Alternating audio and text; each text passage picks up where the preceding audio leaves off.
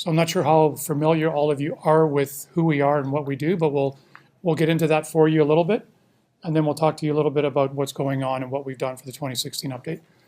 I would ask if there are any questions about the presentation, feel free to ask the question. There's no need to necessarily hold it off until the end. And we'll try to make this as interactive as possible. So if there are any questions that you want to ask, just put up your hand or shout out your question, and we'll handle them as we go along. Yeah, we are a small group, so we can take advantage of that intimacy and address any questions that you may have as we're going through. So the first thing, so just a little bit about who we are, who MPAC is, and what it is that we do. So the Municipal Property Assessment Corporation determines current value assessments and classifications for all properties in Ontario. We carry out the mandate that we're provided by the Ministry of Finance. So the provincial government provides us with direction around what it is that we do and how we do it. And our role is basically just to carry out what we've been provided as our mandate in order to determine value. And for this particular example, talking about the 2016 assessment update. The other party at play within the whole taxation system, the Ontario assessment system, are the municipalities. And the municipalities are directly related to the determination of revenue based on the assessment base that MPAC provides as a result of carrying out the provincial government's mandate. And taxation is used for a whole host of services within those local municipalities. And in the middle of all of this is the Ontario taxpayer, the individual property owner that receives the assessment notice, receives taxation notices from the municipalities, and is directly affected by the legislation that the provincial government, in this case, primarily the Ministry of Revenue or Ministry of Finance, identifies.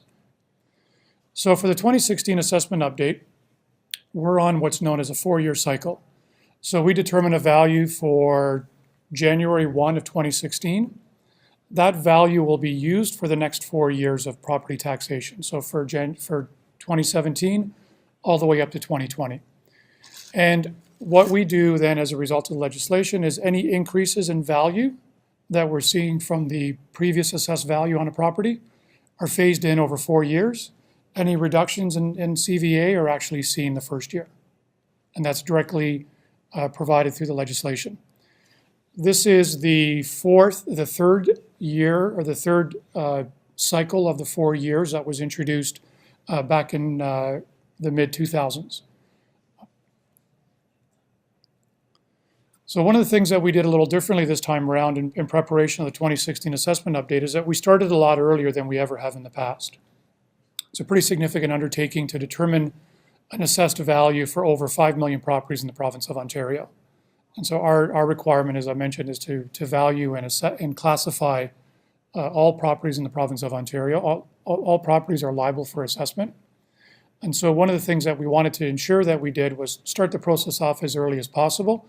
But we also wanted to look at doing some disclosure and really working through a consultative process with property owners as we were looking to determine a value for a property for this cycle. Some of the other things that we've done this time around is that we've redesigned the property assessment notice. So we've created a new property assessment notice, moving away from some of the very bureaucratic type of notices that we've used in the past to something that's a little more user-friendly, a little easier for the property owner to understand. And as well, one of the things that we started to do was we mailed out property assessment notices earlier than we ever have.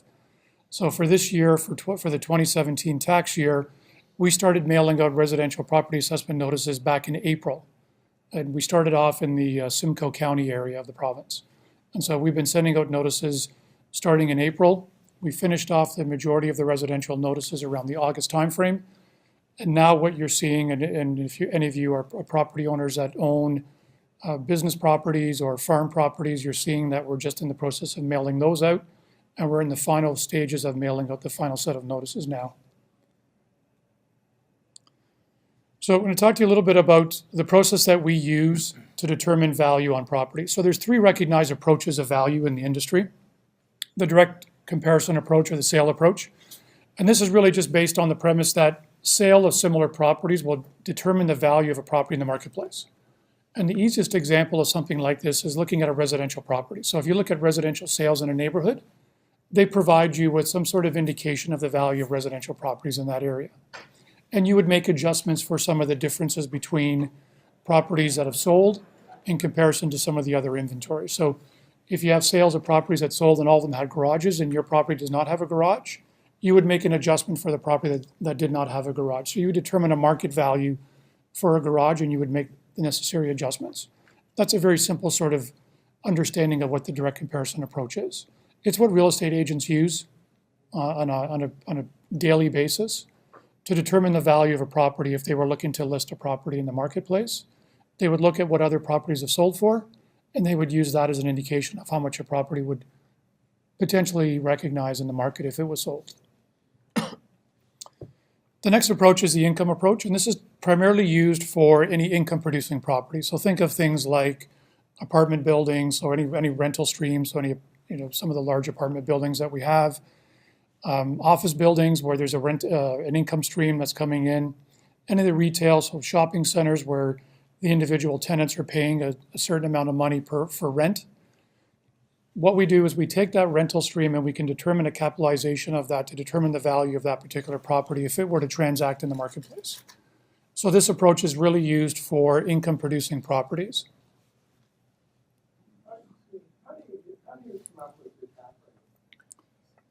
Do you want to? Yeah, so basically in terms of a cap rate analysis, what we will do is we have access to all sales that have occurred throughout the province. We get a direct feed of information from the land registry system. And so we'll do a sales investigation to validate the sale. We'll also collect income information at time of sale from the property owners. And we'll determine based on income at time of sale, the sale amount, the appropriate capitalization rate. We'll also make reference to other industry reports that are published by other players within the real estate industry just to validate some of the findings that we have through our own analysis that we're doing internally.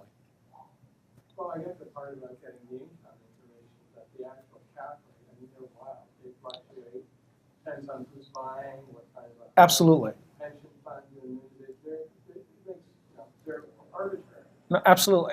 Yeah, there is a certain degree of fluctuation, and so what we try to do is we try to find what is the norm, what is the typical, because you're right. Like for office buildings or shopping centers, you might have a range from, let's say, 2.5% to 6%, right? So we try to find that normalized range, and again try to validate with what other third-party or external reports are suggesting as the appropriate rates for various property types or various investments. We'll also take a look at the bond markets, futures, just to try to give us a base as to what appropriate rates we should be analyzing or considering for various property type investment. Yeah, we would take a look at that because as part of the sales and investigation, one of the things that we need to do is determine whether or not the transaction is arm's length and represents market. So if there are atypical circumstances surrounding that sale, one of two things could happen: is either that sale is not included as part of our overall analysis because it doesn't typically reflect market, or we make adjustments if the information is available to readjust that sale to what a typical market sale transaction would be. So adjusted sales price, similar to what an appraiser or a real estate agent would do in trying to determine the appropriate value of a property. So we do look at what are the underlying layers behind that sale. It's not taken at its face value.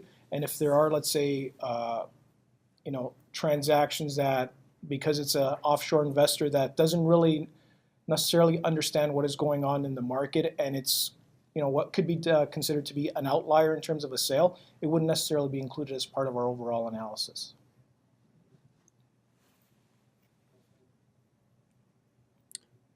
And the third approach that we look at is the cost approach. So the cost approach is basically used in areas where we don't have a sufficient number of sales that we could make some sort of clear understanding in terms of what the market is telling us, where there are no real income streams that we could rely on as a determination of value. So the cost approach is basically just looking at what would the cost of construction be for the existing improvements on the property, remove any of the associated depreciation that may occur, whether it's physical deterioration over time or some of the obsolescence that we may look at, and then we just basically add a land component onto that. So it would just basically be the value to reconstruct the existing structure, taking into consideration all the depreciation that might apply, and a value associated with land. And typically, in order to determine that, we would look at land sales to give us our best indication of what properties would be selling for as true land values. Where necessary, we will use the value of an improved site, but we would just apply an abstraction approach where we actually would remove the value associated with the cost of the improvements. So these are the three recognized approaches that we rely on. Similar approaches that are used throughout the industry, whether it's for taxation purposes or for with appraisers as well. Yes, sir. I promise I won't ask No, please do. 5 minutes, but the valuation is, for example, going back to the first one where you said typically less than residential. Right. Okay, and then you referenced agents. You know, I don't know, I'm kind of appalled at what's happening right now in Toronto in terms of assessments. For example, I know of one property that in the last 4 years ago was assessed at $2 million. And the new assessment is $3.4 million. And this is a residential property, it's a house. And I actually asked a bunch of real estate agents, okay, how much would it sell for? 2.4, 2.4, 2.5, 2.6, the assessment's 3.4. And they're saying it's a tear down, it's only, it's a tear down, the value's in the land. Right. How do you take that into consideration?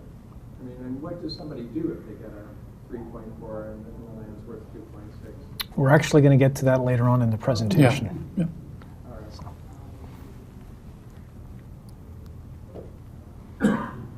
So one of the things, just so we understand the entire process. So one of the things that we do in terms of valuation. So we determine a value for all properties, the 5+ million properties in the province of Ontario. And then what it is that we do is we go through this, what we refer to as a post-valuation review. So we determine a preliminary value on all properties. And then our process internally then is to conduct a review to ensure that the value is reflective of what the market is telling us. So a more exacting review, taking into consideration individuals that live in the various communities where these properties are located. So if a property is up in the Sudbury area, we'll have MPAC employees that live in the Sudbury area review the value of those particular properties to determine whether or not it's truly reflective of the marketplace. So there's a bunch of things that we do. So we ensure that our data is up to date. And one of the biggest challenges that you have with an inventory of 5+ million properties is data is changing every single day. So whatever we've identified at the time when we're sending out assessment notices, we're fully aware of the fact that there's always construction taking place. There's always improvements, renovations, additions, tear downs that may be occurring where someone is coming in and buying that property for the sole purpose of just redeveloping the site. So our data is always in a constant state of flux. And so one of the things that we need to ensure is that our data is up to date. We also then generate what are known as error reports. So we flag any potential anomalies and ensure somebody locally reviews the potential data issue or valuation issue to ensure our values are correct. We look at ratio studies of our preliminary values to determine that whether or not they truly are reflective of what we're seeing in the marketplace. So if some of the real estate reports are telling us that in a particular area, the market is changing at a rate of 20% per year, if you listen to some of the most recent reports, are changes that we're seeing from 2012 to 2016 reflective of what some of the third-party sources are telling us in terms of what they're also recognizing. And then we do base year comparison. So what's the change from one base year to the other? Does it make sense? Is it aligned with what the buying public is telling us out there? Does it align with some of the other real estate reports that are being published? So it provides us with a sort of a third-party validation of what it is that we're trying to do, and gives us an understanding if potentially we may be off the mark, and it gives us an opportunity to review some of those before notices are actually sent out. And then what we do is this, what we refer to as a CART process or carry forward review, which is, if there have been some previous appeals that have been filed on properties, are we ensuring that the merit of those particular appeals, are those being carried forward or were necessary? So if there was an issue that was identified for some data-related problems on a particular property, are we ensuring that those same data-related concerns are being carried forward for all future evaluations? So to eliminate the need for that individual to file an appeal or request a reconsideration every single year. So one of the things that we've also been doing with respect to this particular update is that we're doing something really committed to ensuring that we're disclosing a lot more information than we ever have before. Today, individuals are expecting more information to be available to them. They want 24/7 access.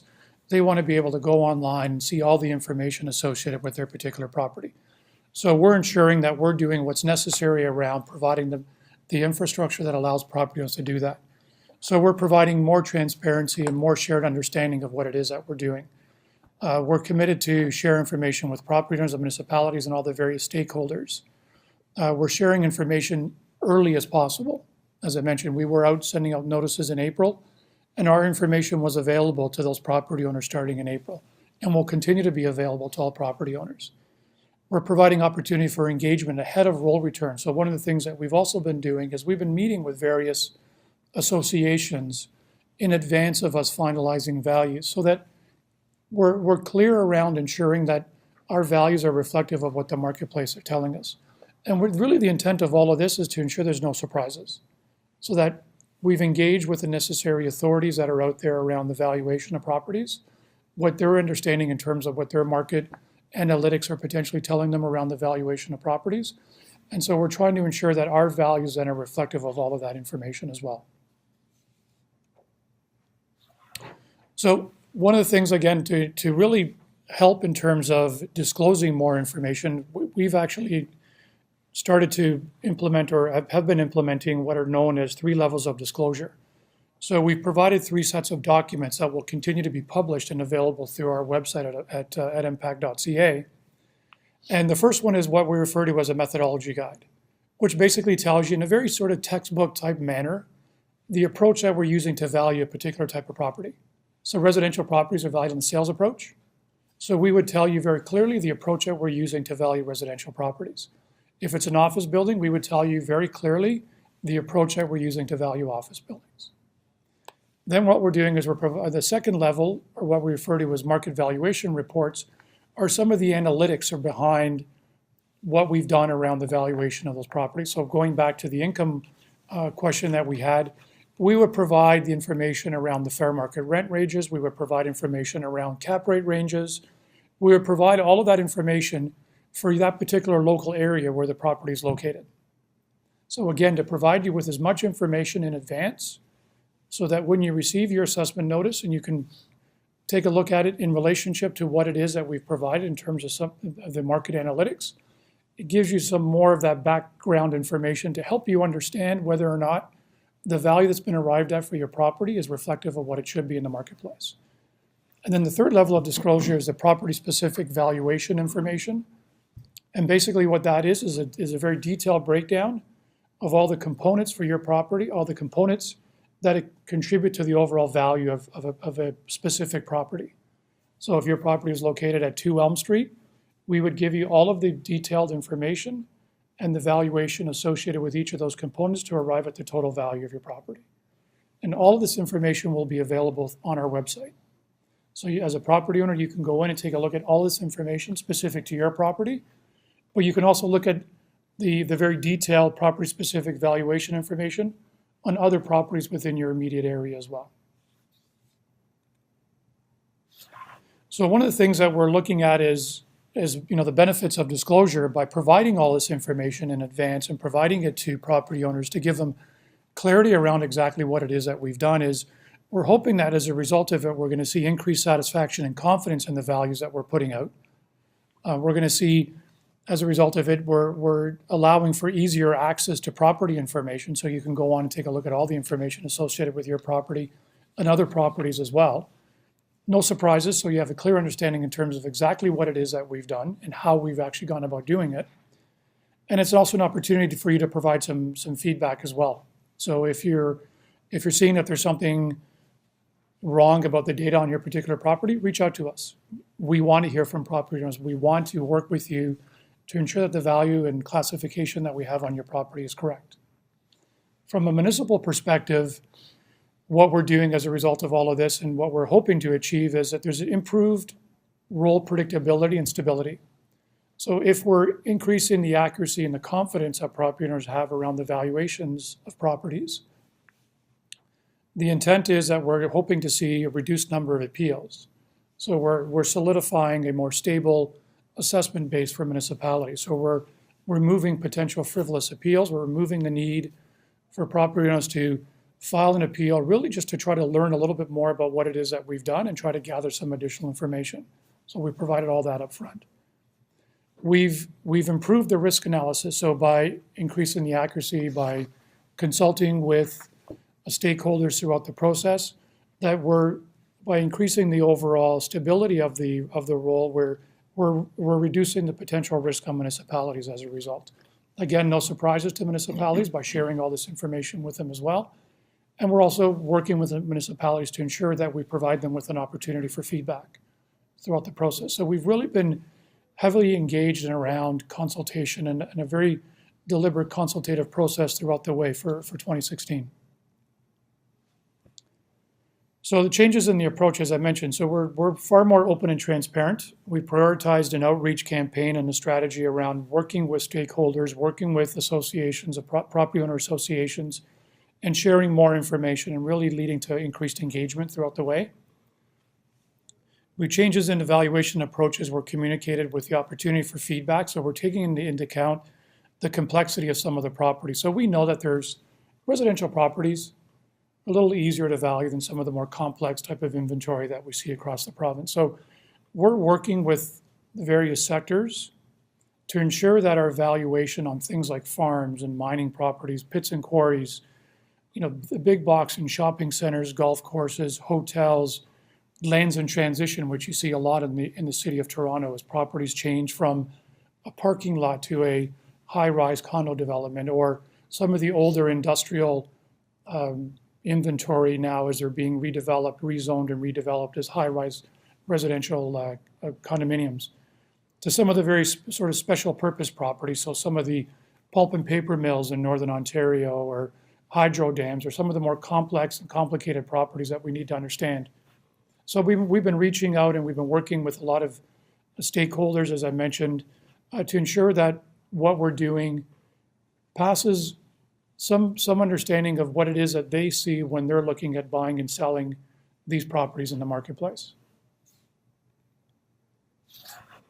So the other thing that we do to ensure that the value of our properties are correct is that what we do is our own internal review and what are known as assessment role quality reports. So we have a quality services commissioner that reports directly to our board.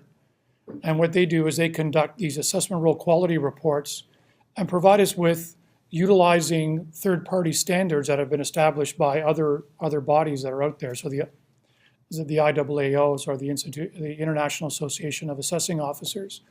We use their standards around testing the accuracy and quality of what it is that we've done. So they've published some very specific standards of how you can measure the quality of the product that you're putting out in terms of the valuation of properties.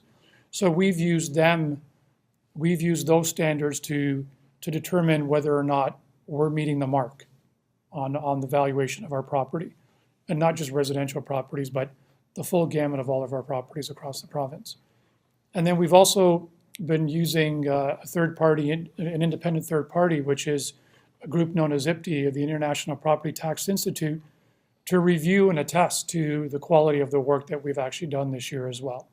So this third party will go in and once again start to use the standards that have been established by the IAAO to ensure that the valuation that MPAC has put out meet the standards that have actually been published for the industry and other similar bodies such as MPAC that exist around within North America and throughout the world as well.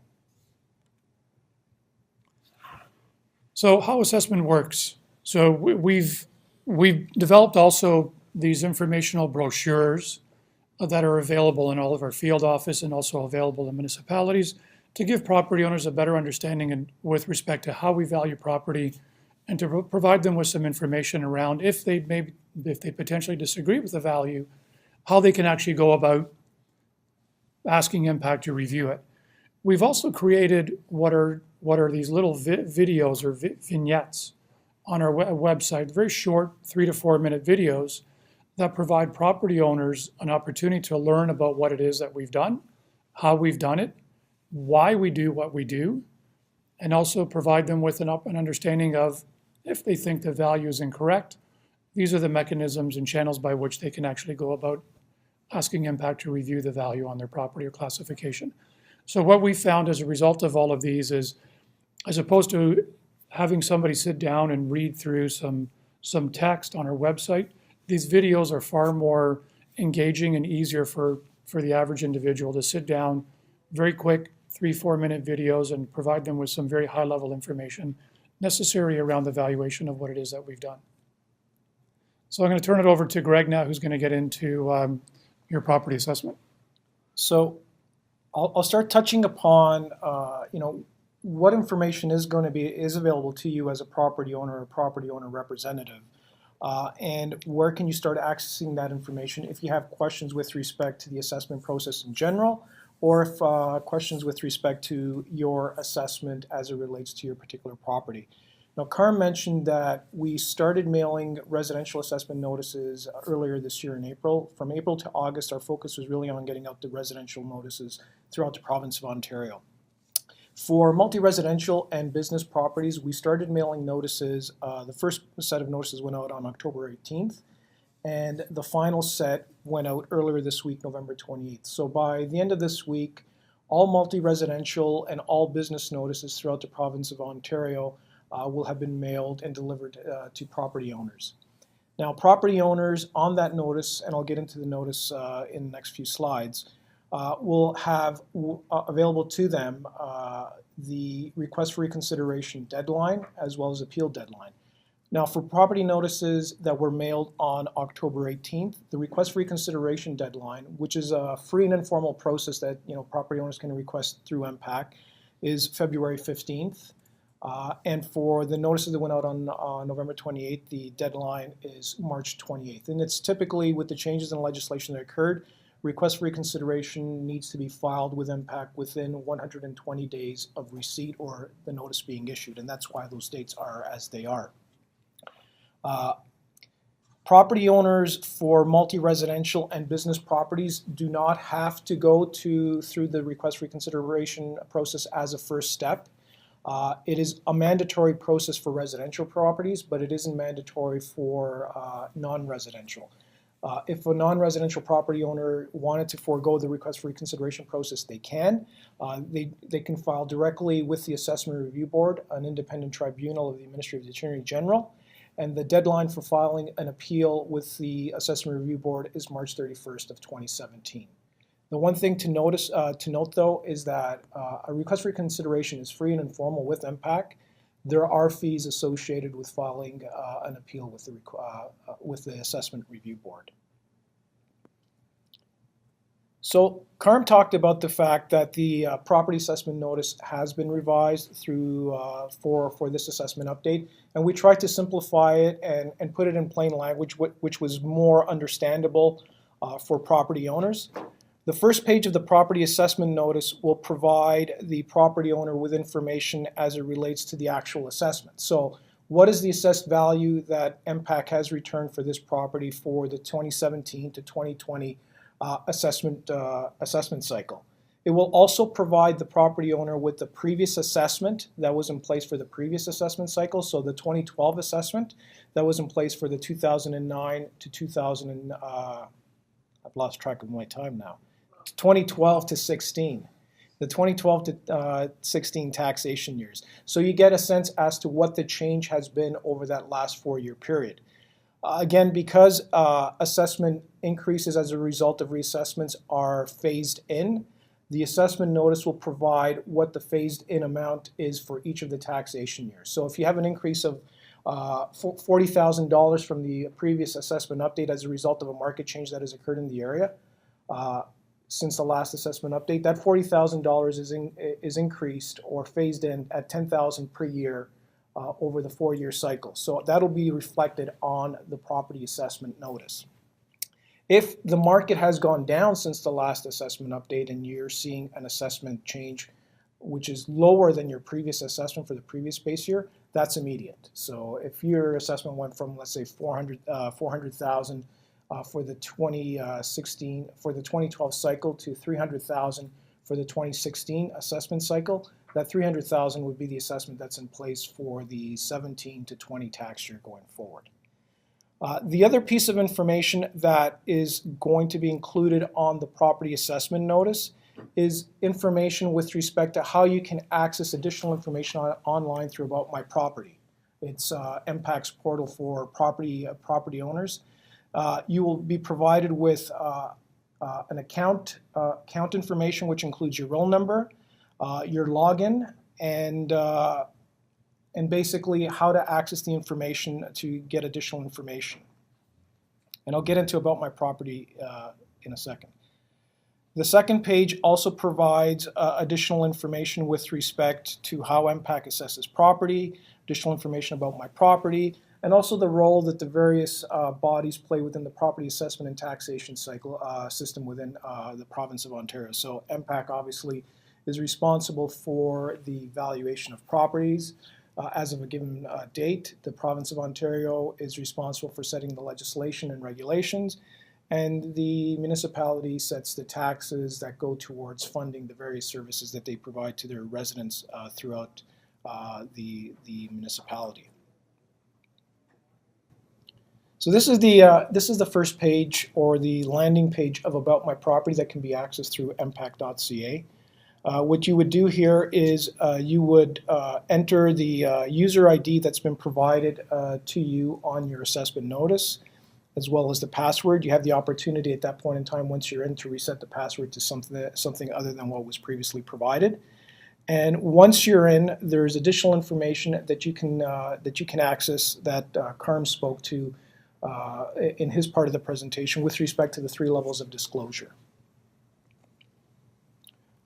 You'll also have an opportunity to visit market trends, and within this portion of About My Property, we'll provide market trends with respect to residential properties and what we've seen with respect to residential properties during this last update.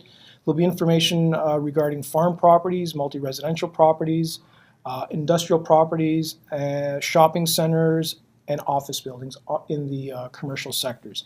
And the market trends will provide in high-level maps as to some of the changes in market that we're seeing in key segments throughout the province for these individual sectors. For example, if you were to go in for residential properties in the city of Toronto, it'll give you a breakdown as to the average changes within North York, the former cities of North York, Etobicoke, Scarborough, and the likes. And you can do similar drill downs for the other property types in key areas of the province. It would also provide you with, on the business side, for example, on the office buildings and shopping centers, it'll provide you with a range of valuation parameters. So what are the typical cap rates that we're seeing for these property types in 2016? Typical fair market rents, typical vacancy rates. So it gives you a sense as to what has occurred within the market within these various sectors over the course of 2016, and some of the valuation parameters that we went and took into consideration in finalizing the values that were returned on the property assessment notices. We talked about the how assessment works, and we've provided a series of property groupings that you can go into and learn more about how MPAC assesses those properties, as well as frequently asked questions related to the valuation of those properties. We've categorized the 7 property groupings as commercial industrial properties, land, farm properties, hospitality, managed forest, multi-residential, large and special business purpose properties, special exempt, and linear properties. Linear properties would be like your railways and pipelines. So any of these subsections, if you just highlight on the link, it'll take you to additional information with respect to the specific grouping of those properties. Once you're into About My Property itself, and you've logged in, you can view information that MPAC has specific to your property. So you would have information with respect to site and structure characteristics, and you can identify comparable properties that you might want to review based on the mapping functionality that is available to you. So just by scrolling through the map, highlighting on a property, you can highlight the specific property characteristics that MPAC has on those properties as well. What you will have available to you is access to specific property information for your property.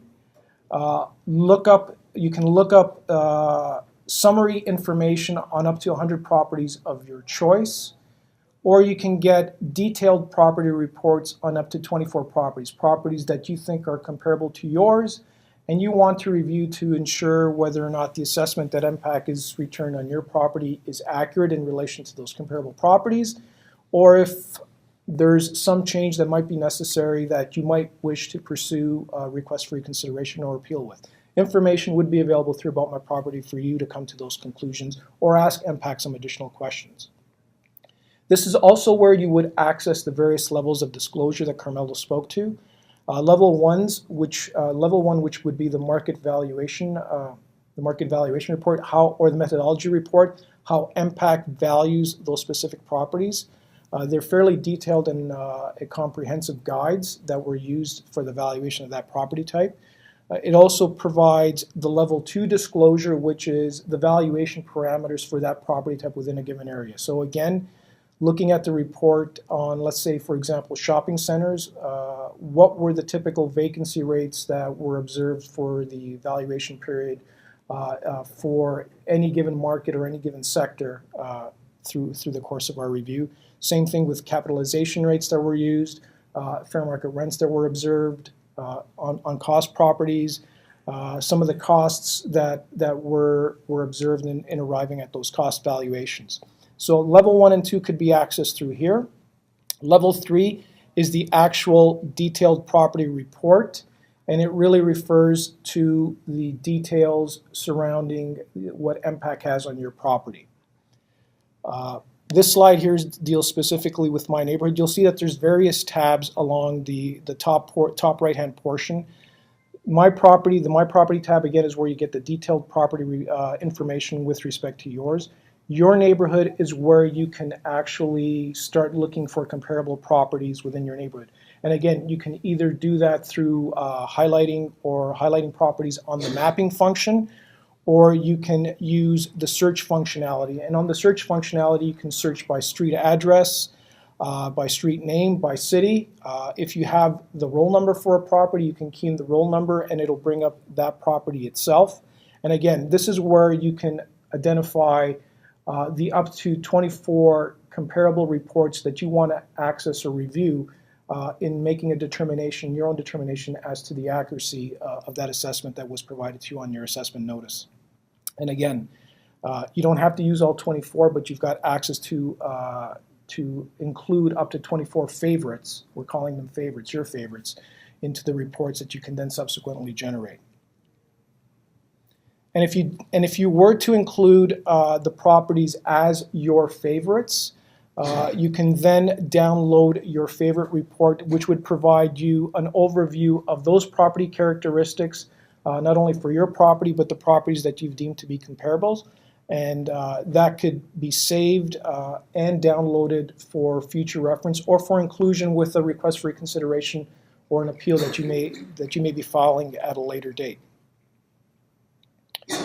So again, the first step really should be to look at the notice of property assessment that's been provided to you through MPAC, through the various mailings. If you have questions about that assessment, you do have the opportunity to go to About My Property through MPAC.ca and gain additional information with respect to your property and comparable properties. If you have further questions, you can contact MPAC or you can file a request for reconsideration outlining the reasons as to why you think the assessment that's been returned or identified on your notice of assessment is incorrect. If you want to forego that step, you can go immediately to filing an appeal with the Assessment Review Board. Again, just a reminder that filing an appeal with the Assessment Review Board does carry a cost to it. And I believe that just recently the filing fees with the Assessment Review Board have increased. Don't quote me on this, but I believe filing a non-residential appeal now is up to $300. It was previously, I believe, $150. But I would confirm with information available on the Assessment Review Board's website. The assessment request for reconsideration with MPAC, again, is free and informal. There's no charge related to that. And if you do choose to go that route, a property assessor will be in contact with you, review the reasons why you feel the assessment is incorrect. There may be an exchange of information, and if we do come to a resolution through the request for reconsideration process, what would happen is that we would file what are called minutes of settlement that can be provided to the municipality, and those minutes of settlement, the assessments on those minutes of settlement would then form the basis of taxation that the municipalities would use going forward. You know, how long does that process take? The request for reconsideration process, it depends on the volumes we receive, but typically speaking, MPAC has in total 240 days from the time that a property assessment notice is issued to conclusion to come to a resolution on the matter. But if the volumes are such that they aren't significant, we can come to a resolution much quicker and perhaps in advance of the appeal deadline date. Okay, so now we want to talk a little bit about some of the very specific portfolios of properties that we've established to support the valuation of some of the properties across the province. So we're talking specifically about commercial and industrial properties. So these would be properties that are valued utilizing the cost approach. So these are non-income valued properties. So these are not your office buildings, not your shopping centers. So in preparation, and this is sort of one of the questions around, how do you determine a value for properties that are quite different and quite unique, and that's something very typical in Toronto with residential inventory. But it's also something very, very unique about commercial and industrial properties across the province. So one of the things that we rely heavily on are sales investigations. The sale is the most indicative determination of the value of a particular property. So in order to ensure that the value that we arrive at for a property is reflective of the market, we need to ensure that we understand when a property transacted exactly what was bought and sold with that transaction or that conveyance that took place. So we conduct what are known as sales investigations. So over the course of the last 2 years, we've actually across the province completed over 69,000 sales investigations for commercial and industrial properties. And that's really looking at an inventory of just over 200,000 commercial and industrial properties province-wide. And again, these are the most indicative, the most indicative information that we could look at. So when we determine or when we conduct a sale investigation, we want to know exactly what was purchased for that particular amount of money. So that gives us a benchmark in terms of what is actually bought and sold in a particular geographical area or neighborhood. So we need to know and validate the information that we currently have on file. So things like the square footage of the property, the year it was built. We need to understand any of the depreciation or obsolescences that may apply to that particular property so that we have a good understanding in terms of what it is that was purchased. So when we do all of that work, what we do is we implemented a consistent valuation approach to ensure that the way that we value those properties across the province has been done uniformly and meets the standards that have been set within the industry around how you want to value these. So, and then what we've also done is that we've applied for the valuation of these particular commercial and industrial properties. One of the very unique types of properties within this portfolio are what's known as big box stores. And so the big box or power centers are sort of a unique entity in and of themselves and create a very specific local marketplace that attracts activity, attracts traffic. So we need to ensure that the methodology that we've used in terms of valuing those is consistent and reflective of those subsets of inventory or sub-neighborhoods within the larger, broader commercial and industrial neighborhoods that we see. So we implemented a consistent valuation approach for big box stores and valuation methodologies used in recent appeal settlements. So we've carried forward, as I mentioned earlier, any decisions that we've seen as a result of appeals that have occurred with the 2012 assessment update, so 2012 CVAs, we've carried all of those forward for 2016 valuation so that we've eliminated the need for property owners to file appeals or file an appeal for a similar issue that's already been that's already been heard and resolved and agreed to by all parties. So one of the things that we've also done to increase the accuracy of our values, as I mentioned, and we've talked a little bit about this throughout the presentation, is that we've ensured that the data collection, review, pre-roll consultations, and information sessions have taken place. So again, opportunities for us to collect and really understand what the industry is telling us of how these properties should be valued and what their value is in the marketplace. So we've consulted with large and special purpose property owners. So as I mentioned, some of the pulp and paper mills that we have, mining sector across the province, to ensure that we have a very good understanding in terms of what goes on with those very unique types of properties. Auto industry is another very unique type of property that we have in the province of Ontario. We've also consulted with the Ontario Sandstone and Gravel Association as well to ensure that challenges that we've seen from the valuations that we have on those properties have been carried forward. So we've consulted with them quite heavily to ensure that our values are reflective of what the industry is telling us those properties should be valued. We've also been consulting, as I mentioned, with mining owners, so a lot of the mining properties that we see more in Northern Ontario, and we have a good understanding in terms of how those properties are transacting in the marketplace and how we need to value those. One of the very unique things about gravel pits and mining properties is that we're not able to value what lies underneath the surface. So we're not able to value the gravel associated with gravel pits. And we're not able to value the ore that's actually mined. Legislation does not permit us to do so. So we're handcuffed around our ability to value those. So we need to ensure that our values do not reflect or take into consideration the most valuable component of those, which is the ore or the rock or the sand that's actually the main purpose why these properties are transacting in the marketplace. We've also been consulting with a lot of the Ontario Business Improvement Area associations as we've been going out and releasing our values to ensure that the values that we have for those particular sub-neighborhoods within a municipality are reflective of what's currently going on within those highly organized business areas.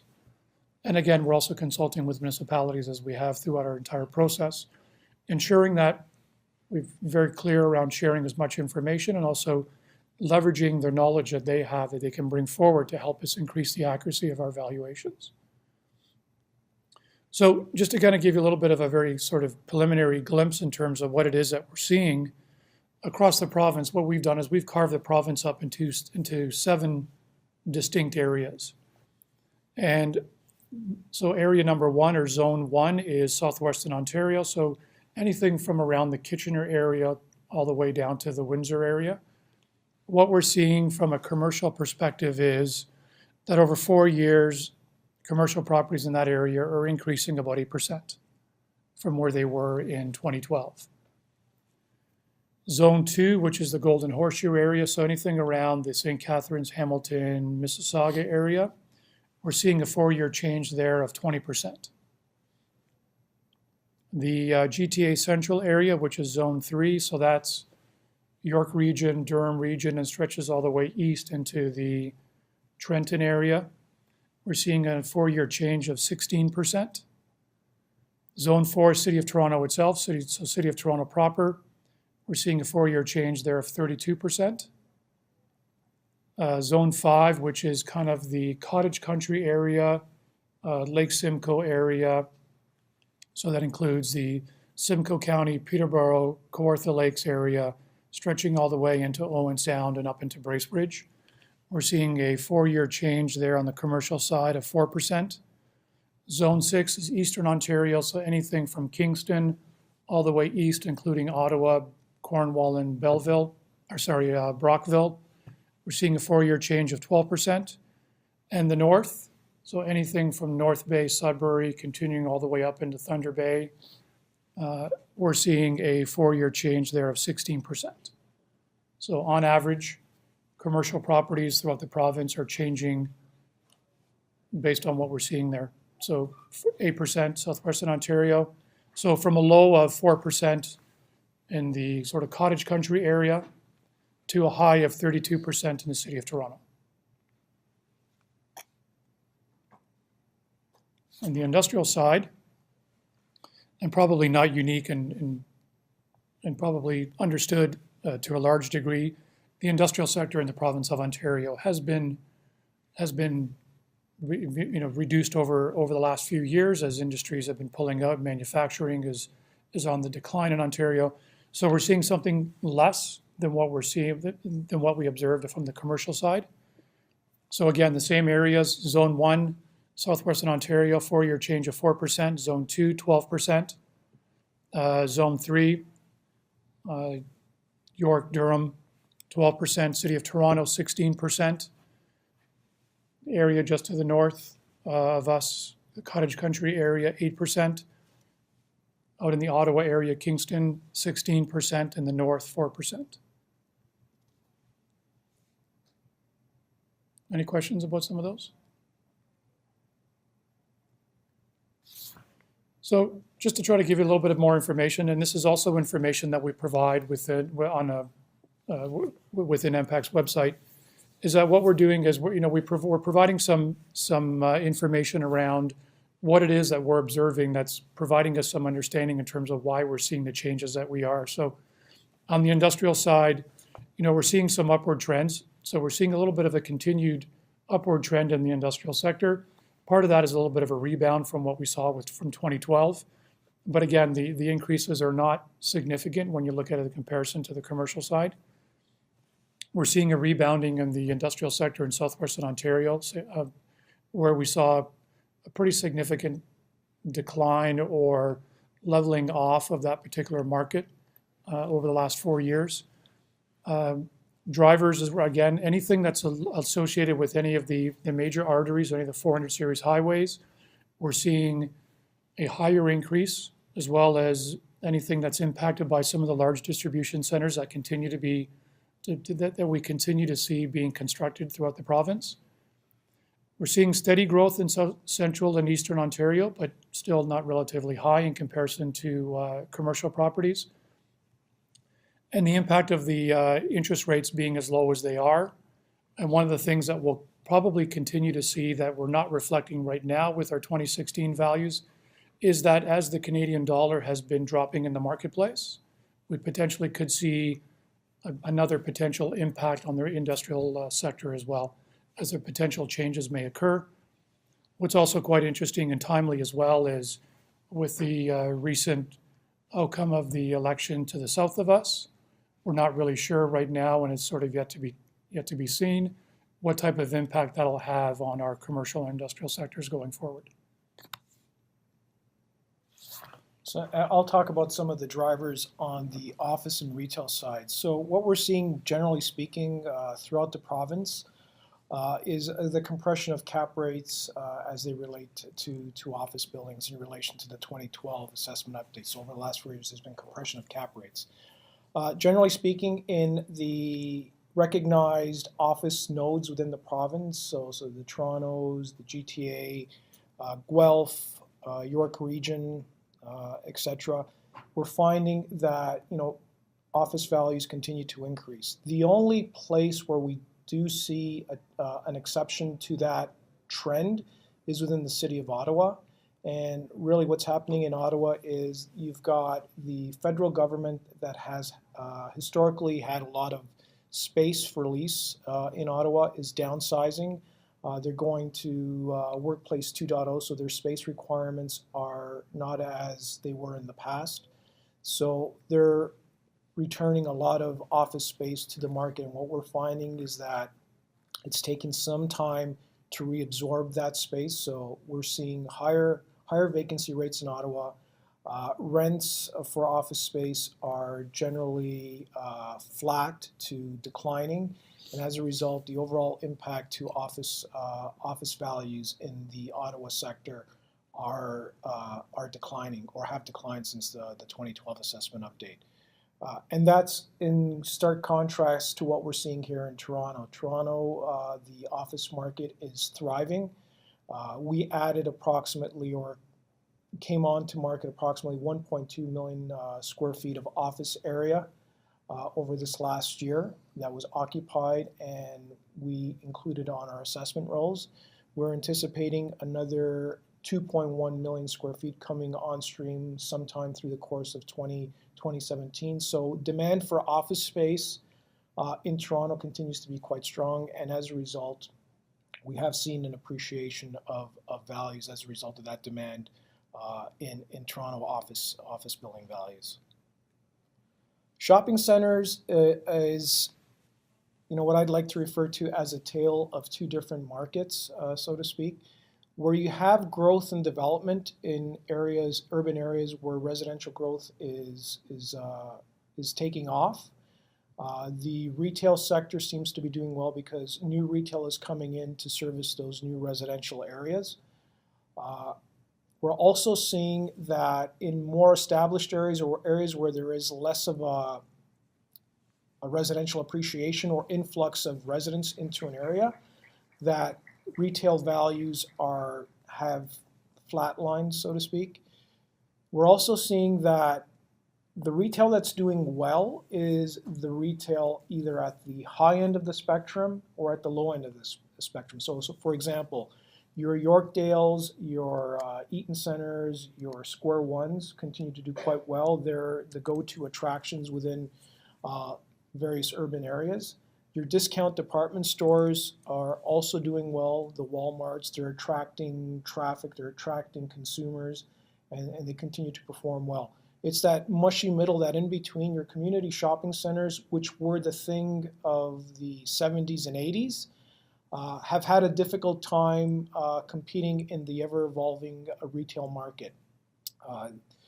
They've been hit by the departure of Target. They've been hit by the repurposing or the reinvention or the attempted reinventions of department stores such as Sears. Online shopping has certainly had an impact on them as well. So what we've seen is that middle, the community shopping centers that were your typical shopping centers of the 70s and 80s have suffered. So again, with respect to their values for 2016, they've either maintained value from the previous assessment update, or in some areas they've declined. So that's really what we're seeing within the retail sector. Any questions? Okay. The last piece of the presentation that we wanted to touch upon was MPAC's Property Income and Expense Return Program. And this is really geared towards income-producing commercial properties and residential, multi-residential properties. It's our effort or our attempt to collect from property owners of these properties income information to help us establish appropriate fair market rents, vacancy rates, capitalization rates, operating expenses. Because again, we rely on this information to value income-producing properties. Historically, what MPAC would do is we would mail out to these property owners property income and expense requests.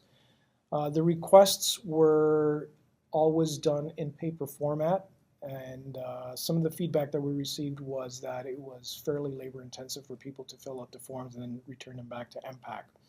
So one of the changes that we introduced last year was an online submission, again, through the About My Property portal. Property owners can go in and submit their property income and expense information directly to MPAC. Again, last year was our first year. We mailed the requests at the beginning of January with an estimated or expected return or completion date of March 31st. Some of the feedback that we received from property owners or their representatives was that perhaps the timing wasn't ideal. People are working on their year ends. They've also got requests that they're working towards for income tax purposes.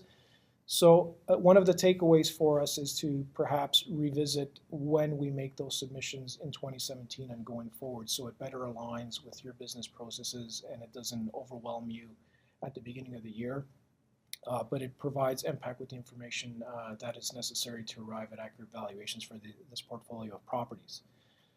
The benefits also of moving to this online submission portal is that going forward, as we begin to build the inventory or the repository of information for various properties through the property owner submission is that for future years where we're requesting this information, what MPAC will do is they will present back to you the information that was previously submitted by you. So really, rather than you having to then to go in and provide a brand new submission every year, it's just a matter of going in, validating or verifying that nothing has changed on the property, or where something has changed, make those changes and resubmit. So we're hopeful that as a result, the process, which will be much more streamlined for you, it'll increase the accuracy of information that is within our systems, because in the old format, we would have to take that information either through paper submissions,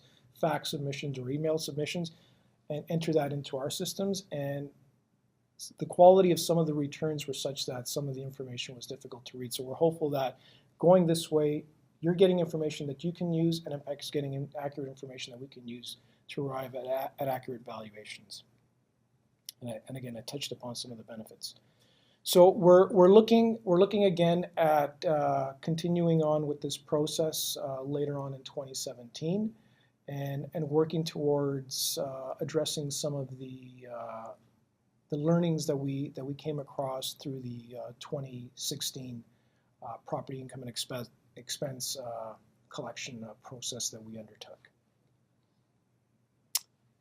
So that is it for our presentation.